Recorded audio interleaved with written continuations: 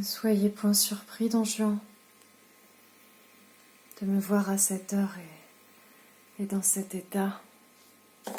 C'est un motif bien pressant qui m'oblige à cette visite, et ce que j'ai à vous dire ne veut pas du tout de retardement. Je ne viens point ici, pleine de ce courroux que j'ai tantôt fait éclater. Et vous me voyez bien changée de celle que j'étais ce matin.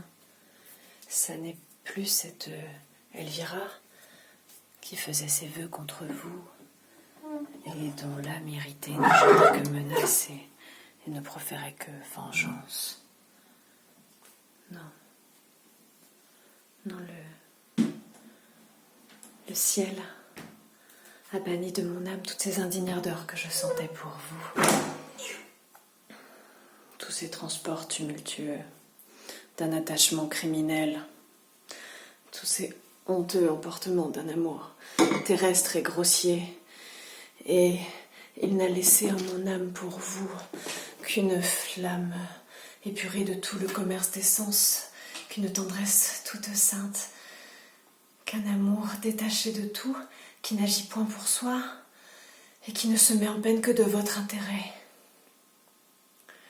Et c'est ce parfait et pur amour qui me conduit ici, pour votre bien, pour vous faire part d'un avis du ciel et tâcher de vous retirer du précipice où vous courez. Oui, Don Juan, je sais tous les dérèglements de votre vie, et ce même ciel qui m'a ouvert les yeux, le cœur, et qui m'a fait jeter les yeux sur les égarements de ma conduite, m'a inspiré de vous venir trouver et de vous dire de sa part que vos offenses ont épuisé sa miséricorde, que sa colère redoutable est prête de tomber sur vous, qu'il est à vous de l'éviter par un prompt repentir, et qu'il ne vous reste peut-être pas un jour à vous pouvoir soustraire au plus grand de tous les malheurs.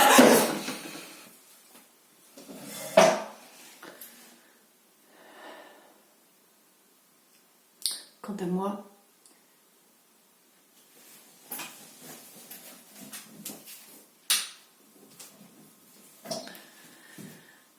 je suis revenue grâce au ciel de toutes mes folles pensées. Ma retraite est résolue. Et je ne demande qu'assez de vie pour pouvoir expier la faute que j'ai faite et mériter, par une austère pénitence, le pardon de l'aveuglement où m'ont plongé les transports d'une passion condamnable. Mais dans cette retraite, ça me serait une douleur extrême qu'une personne que j'ai aimée ne devienne un exemple funeste de la justice du ciel. Et ça me serait une joie incroyable si je puis vous porter à détourner de dessus votre tête l'épouvantable coup qui vous menace. De grâce, Don Juan, accordez-moi, pour dernière faveur, cette douce consolation. Ne me refusez point votre salut, que je vous demande avec larmes.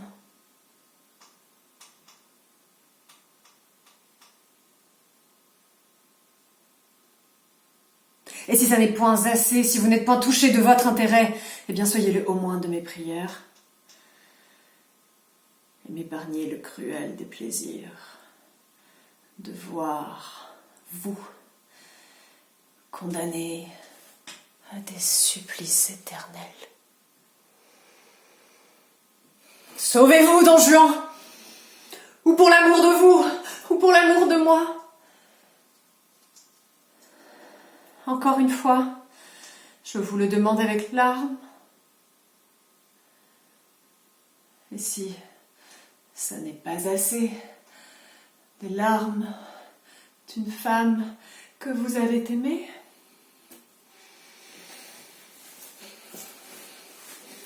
alors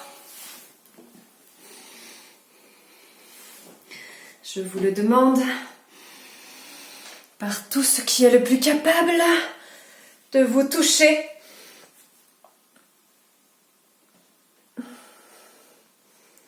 Sur ce, je m'en vais.